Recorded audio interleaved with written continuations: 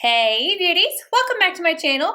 Today I'm going to be talking about polarizing makeup products. So products that just split the community. You either loved the product or you hated the product. I was recently watching Lauren May Beauty. I really like to watch her channel. If you haven't checked her out, definitely check her out. I will leave her down below. This was her idea. I thought it was genius, so I absolutely wanted to record this for myself because there's so many products that people either absolutely love or absolutely hate. I'm going to talk about all the products on her list. I'm going to tell you guys whether I loved it or I hated it or if I was in between, though most of these products you either absolutely loved or absolutely hated. And of course, we're going to start off with Subculture from Anastasia Beverly Hills. So this, this palette gets referenced all the time, you guys. I remember doing my Safari palette review and people saying, this is the subculture of NATASHA DENONA. It's like when people think that something is bad, they call it the subculture. And I was actually on the side of liking the Subculture palette.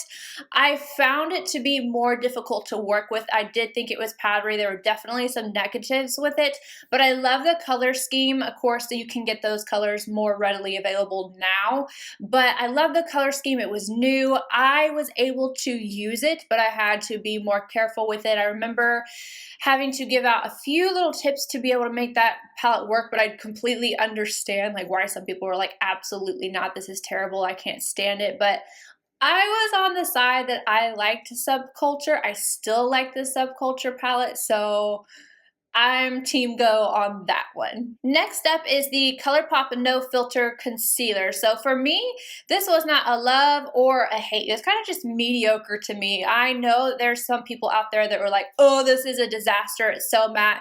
And then some people, it's their holy grail, like they liked it better than the Tarte Shape Tape. I never understood the comparison between the two because I feel like they were two different textures. They weren't the same to me at all, but I didn't love it and I didn't hate it, but I do not use it. I don't grab for it. It's not one that I like. So I guess if I was going to pick a side with this one, I would be on the I didn't love it. NATASHA DENONA, and she put NATASHA DENONA anything. So this is so true. It doesn't matter what NATASHA DENONA comes out with, people are up in arms. It does not matter if it's a mini, if it is a 5-pan, like regular size 5-pan, or if it's her $239 palettes, her $129 palettes. People have some stuff to say, and you know, I'm one of them. I am definitely opinionated on her brand because when it first came out, I feel like she was very consistent. She did change the formulas up a little bit, but they were so good. And now she is so hit or miss. So for me, there's definitely ones like the Lila palette. Love that. Love the Sunset palette. Love pretty much everything that came out before that. But then the things afterwards are, yeah, hit and miss. I did not like the very first mini Sunset. Hated it. Like, I just did not think it was worth your money at all. The Tropic palette I felt like was where I started to be like, what's going on here? That was in the middle for me, but then came the Safari palette, which is the subculture to me for NATASHA DENONA. I hate that palette. I have never had so much passion for hating a product in my entire life. Kelsey thinks it's hilarious how much disdain I have for this palette. I think it's, for the price especially, it should perform so much better. I thought that the warms definitely outperformed the cool tones, but we have a plethora of warm tones. It was like, I wanted that section, and then having the warm tones together, the cool and the warm was just so nice. But really, I've got my Viseart 12-pan mattes, and I am happy with those. I could not stand how dusty those were in the Safari palette. I couldn't stand that they came off my eyes. It was just a mess. I gave that palette multiple chances and I just can't stand it. And I know that it's just one of those things. People either love it or they hate it. And I hate it. The Fenty Beauty Pro Filter Foundation. So this one was one of those that was almost everybody's favorite before it even came out. So before it was even tried by anybody, everybody loved it. I believe I liked that foundation when it first came out, but I did not love it. Like, I was not obsessed with it. I think I liked the primer more than I did the foundation, but now I don't like that foundation really at all. So I would say in the beginning, I liked it, but now I'm like, meh, I don't like that foundation. Morphe Brushes. Now, she was talking about the actual brushes, not just like the brand in of itself.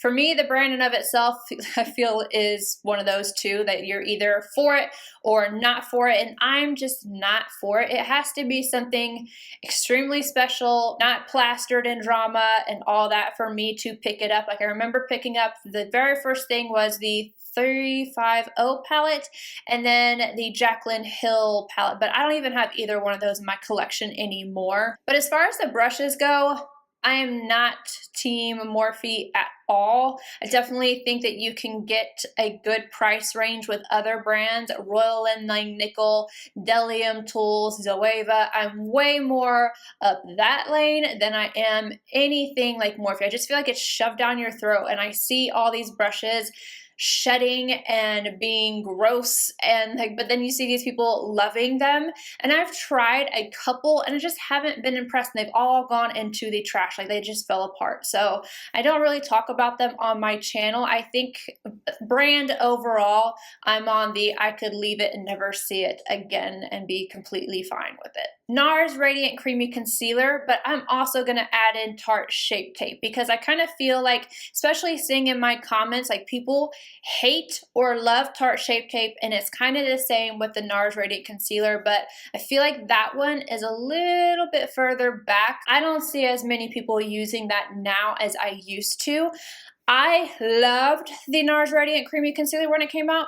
Nothing could beat it, and that's when I wanted my really bright highlighted under eye, so I used Chantilly, and it was just like the bee's knees for me. And then I switched it up. I think I went to the Urban Decay Naked Skin after that one. I don't remember, but I switched, and then I just don't like that concealer anymore. I don't think it's bad though.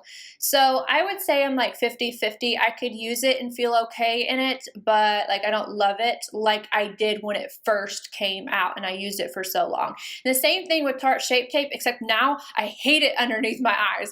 When I first got it, I was, man, I didn't use it, and then I picked it back up again in a different color, and I used it to death, you guys. You guys saw I used it to death, and I still use it as my eye base because I think it's so good for an eye base, but I definitely don't like it underneath my eyes anymore. So I'm on team no Shape Tape for underneath the eyes, but I have to admit that for a long time I was definitely team Shape Tape. Too Faced better than Sex Mascara. This is so true. I cannot tell you how many comments I would get, because this was my favorite mascara before Monsieur Big from Lancome. Oh my gosh, I love the Too Faced one. It gives me such wispy lashes. Like, I already have good length, but it just like makes my lashes just like spread apart. It gives me length, not too much volume, but a little bit of volume. It did have some fallout, but for me it was like, it just like, do this and it's gone. It wasn't like it stuck to my face or anything, so I didn't care. I was gung-ho for that mascara. Loved it so much, and I still will tell you that I like that mascara. It's not one that I repurchased right now, but I can see myself doing it in the future. Right now it's definitely the Nars Climax and the Mad Lash from The Balm. Those are like my go-tos, but I was definitely team Too Faced better than Sex, and I know, I get it, I understand why people didn't like the flakiness, because I can't deny that. I can't sit here and say, oh, it didn't happen, because it did, but the way it made my lashes was something at the time that no other mascara could do. None of them, absolutely none of them, but now I've been able to get that effect without the flakiness, but still, I was team better than Sex Mascara. Tatcha Silk Canvas. You guys already know. You guys know that is one of my absolute ride or die primers. I love that. I feel like it works for so many different skin types. I don't like it for my pores. I feel like I always have to reiterate that because a lot of people think that I will use that for my pore area. I don't. I use it for the perimeter of my face. It doesn't dry out my skin. It makes everything look smooth. It makes just about every foundation look better. Like, it is so good to me. I don't understand, like, I get it. Like, I mentally understand that not everybody's going to like everything and we all have different skin types, yada, yada, yada. But when I hear somebody say that they don't like the Tatcha Silk Canvas, I feel like a little part of my makeup heart dies.